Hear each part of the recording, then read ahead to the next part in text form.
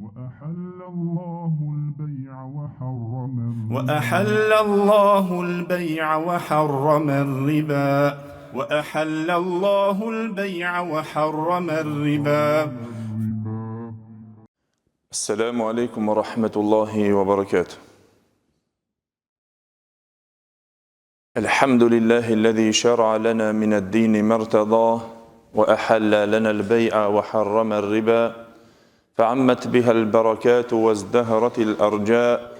أشهد أن لا إله إلا الله وحده لا شريك له له الملك وله الحمد في الأرض والسماء. وأشهد أن نبينا وحبيبنا وشفيعنا محمد رسول الله إمام المرسلين وخاتم النبيين وصفوة خلق الله أجمعين. نشهد بأنه بلغ الرسالة وأدى الأمانة ونصح الأمة وكشف الله به الغمة وجاهد في الله حق الجهاد حتى أتاه اليقين. فصلوات الله وسلامه عليه وعلى آله وصحابته والداعين بدعوته والعاملين بسنته بإحسان إلى يوم الدين وبعد. Gjithë falënderimet dhe lavdërimet I takojnë Allahut Gjelle Gjelaluhu, vetëm ata e falenderojmë dhe vetëm prej Tij ndihmë dhe falje kërkojmë, kurse salavatet dhe selamet në këto dita madhështore ja dërgojmë të dashmurit ton Muhammedit sallallahu alaihi wasallam, familjes së tij, shokëve të tij dhe gjithë ata të cilët pasojnë rrugën e tyre me të mirë deri në ditën e gjykimit. Të nderuar vëllezër, falenderojmë Allahun Gjelle Gjelaluhu fillimisht që na ka mundësuar arritjen e këtyre ditëve të mëdhaja të këtij muaji, që vetëm kaluam një pjesë e cila janë 10 I parë I këtij muaji gati, që lutim Allahun Gjelle Gjelaluhu që Allahu Gjelle Gjelaluhu ta pranon agjerimin ton, ta pranon namazin ton dhe të pranon leximin e Kur'anit ton, si dhe të I pranon Allahu Gjelle Gjelaluhu gjitha veprat e bëra në këto dita të ndritura. Padyshim se muaji I Ramazanit është muaji I pastrimit, pastrimit të shpirtit ton, pastrimit të zemrave tona dhe veprave tona. Dhe se në frymën e këtij pastrimi, gjithherë feja jonë e bukur na mëson rregullat e pastërtisë në jetën tonë të përditshme, madje edhe në shitblerjen dhe në çështjet të cilat lejohet apo ndalohet përdorimi I tyre. Ndër temat në të cilën diskutuan dietarët dhe fukahat o vëllezër, është dhe ajo tema në të cilën vetëm shpjeguam diçka prej tyre që janë disa preashtime të cilat bëhen në një shitblerje e ajo ishte veçantia në çështjen e mishit të ngordhur dhe ngordhësirat. Dhe disa preashtime të cilat u bën në to, dietarët të vëllezër folën dhe diskutuan duke na I sqaruar neve disa dispozita pa të cilat ne nuk mund të ja dalim nëse nuk ju kthehemi këtyre burrave të cilët na I shpjeguan këto dispozita dhe këto vendime fetare.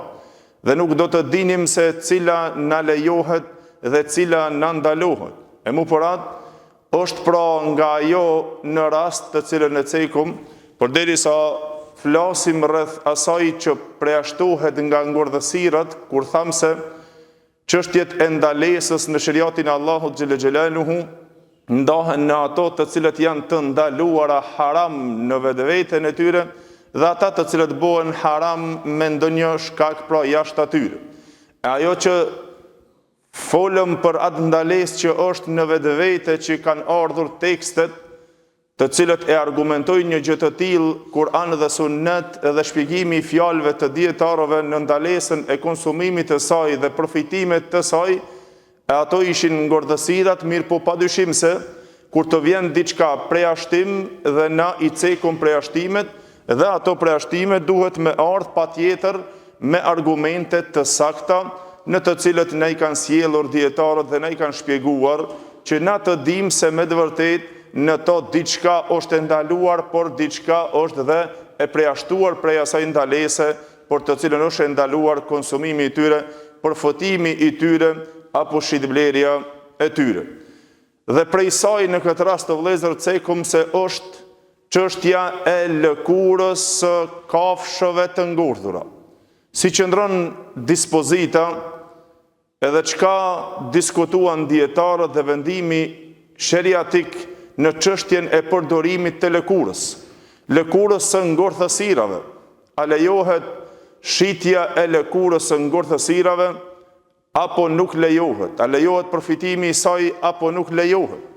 Përderisa cekum hadithin e pejgamberit sallallahu alaihi wasallam, hadithin të cilën e transmeton Imam Buhariu dhe Muslimi nga Abdullah ibn Abbas radhiyallahu anhu, i cili na tregoi dhe na tha se një herë pejgamberi sallallahu alaihi wasallam kaloi pranë një dele së ngordhur, të cilën e kishin hudhur, e pastaj pejgamberi sallallahu alaihi wasallam ju drejtua duke i thonë kjo delja ju kishte dhuruar Mejmunës radhiyallahu anha si sadaka dhe ajo kishte ngordhur, e kishin hudhur delen, e kur e pa pejgamberi sallallahu alaihi wasallam këtë delen e ngordhur, ju drejtua duke thonë: "Halla intafa'tum bi jildiha?" A nuk bonte që të merrni dobin e lëkurës së kësaj ngordhësirës? Tha ja Rasulullah, po kjo është e cofur, kjo mo ka ngordhur. Atëherë pejgamberi Allahut u drejtua me shprehjen duke thonë: "Innama haruma akluha." Është ndaluar ngrënia e saj, pra ngrënia e ngordhësirës, e nuk janë ndaluar pra që të marrësh dobinë dhe përfitimet nga lëkura e saj. Pastaj o vëllezër, gjithashtu është një hadith tjetër i pejgamberit sallallahu alaihi wasallam që e transmeton Imam Muslimi nga Abdullah ibn Abbasi radhiyallahu anhu dhe ato 4 sunenet të cilët janë të njohura, Ebu Davudi, Tirmidhiu, Ibn Majah dhe Nesaiu.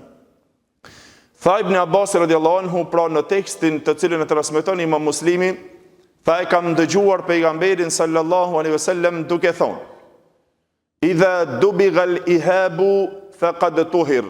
Tha pejgamberi sallallahu alaihi wasallam, kur të regjet likura, ajo është pastruar.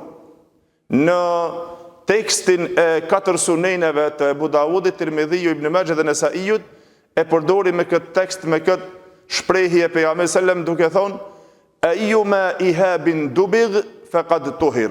Cila do lëkur kur të regjet, ajo është e pastër. E mu këtu pra lindi polemika edhe diskutimi i dietarëve për të na sqaruar çështjen e lëkurës. A futet çdo lëkur? Si qëndron lëkura nëse është e paregjur? Me urejgj lëkura e dini dhe e kuptoni, më të vjetrit nga ne, pleqët e tonë e dinë se përpara i kanë regjur lëkurat, pra ai procesi i përdorimit të pastrimit të lëkurës. I kanë marrë, i kanë vendosur me kohë derisa i kanë regjur lëkurat, i merr cilësitë e pastrimit. Pra është ajo procedura e pastrimit të lëkurës me e regj lëkurën. Mu për ato vëllezër, diskutuan dietarët në këtë çështje duke ndryshuar mendimet e tyre, mas pari se a lejohet shitja e lëkurës së kafshës së ngordhur nëse ajo është para se me urejgjër lëkurë.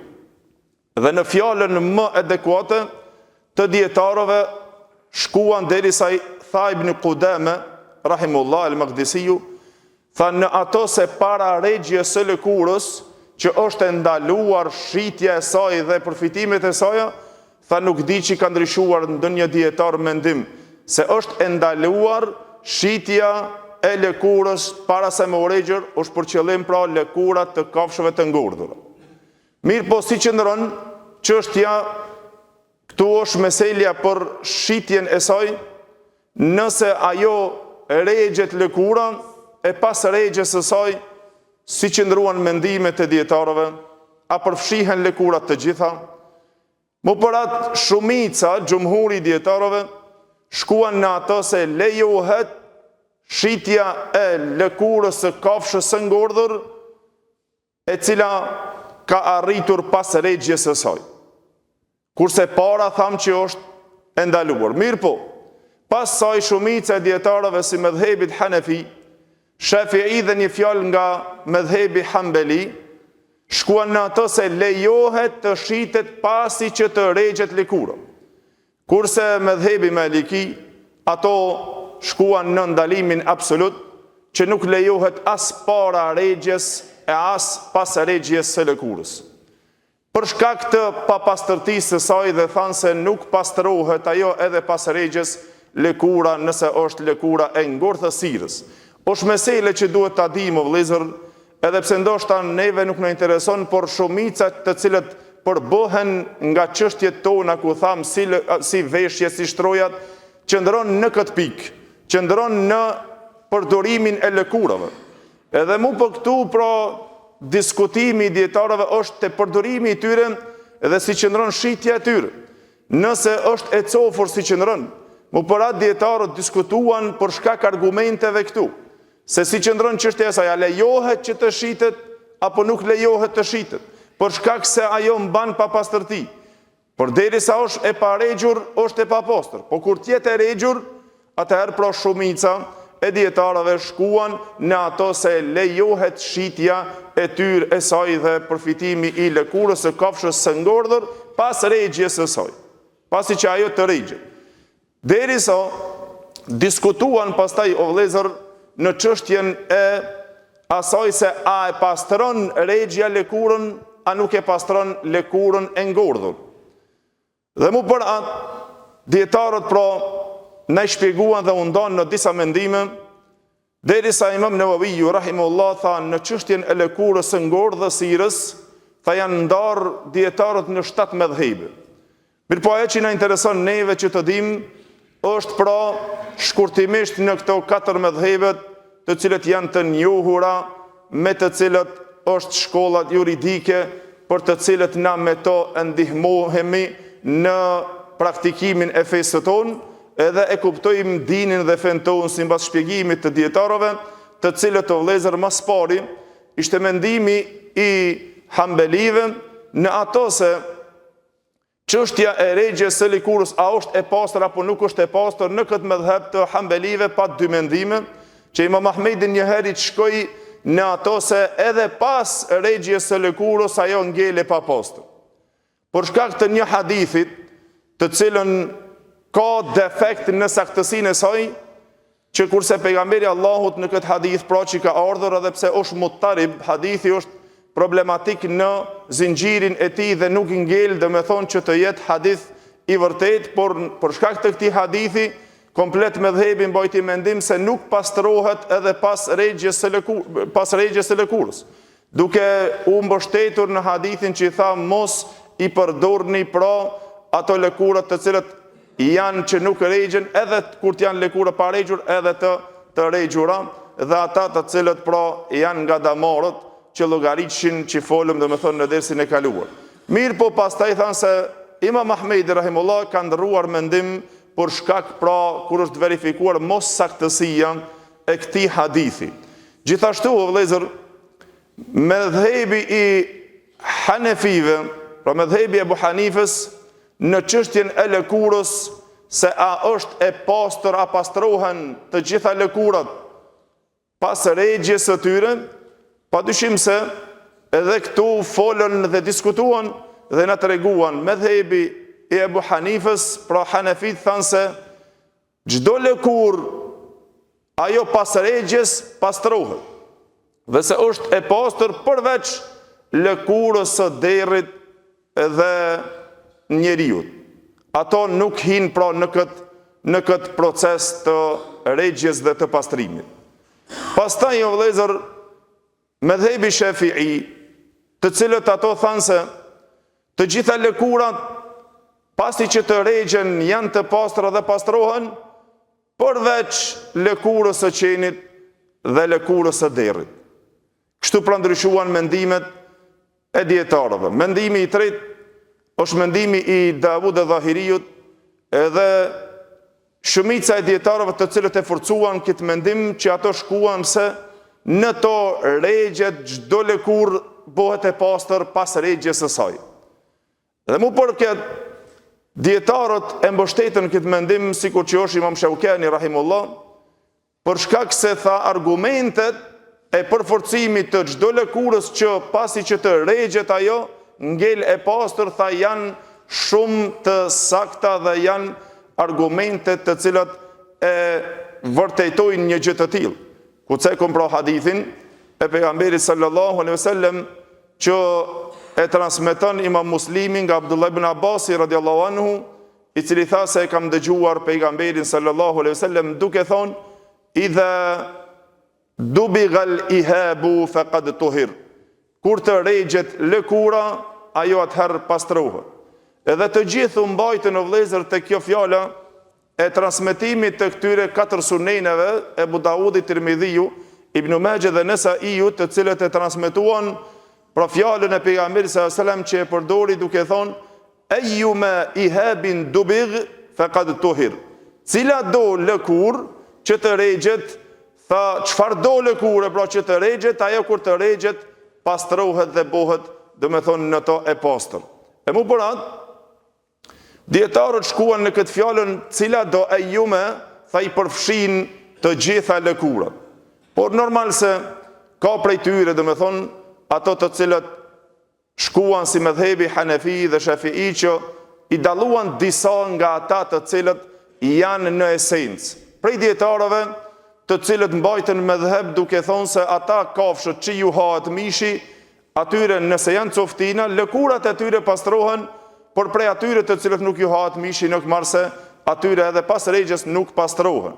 Dhe se padyshim se në këto njeriu pra është me një divergjencë, por ajo të cilën rrjedhin argumentet e qarta o vëllezër, si hadithi pejgamberit sallallahu alajhi wasallam që e përdori pra cila do lëkur të rregjet, ajo pastrohet, dhe me këto pra kuptojmë se me të vërtet është e nevojshme që na të ndëgjojmë disa mesele për të cilën dietarët kanë harxhuar kohën e tyre dhe kanë derdhur mundin e tyre për të na i shpjeguar disa dispozita dhe vendime fetare të cilët jemi na të nevojshëm për ta, që të i dim e pastaj vazhdon ti me tondën, sikur që ti din dhe mendon se e njeh fen, por këto burra ndryshe folën në librat të cilët ato i shpjeguan, dhe vazhdojmë inshallah me lejnë Allahu xhelle xhelalu që të njoftohemi nga pak me disa dispozita të tjera të cilët ngelin pra në ato të ndaluarën në vetvete për shkak argumenteve të cilët gjenden në ta.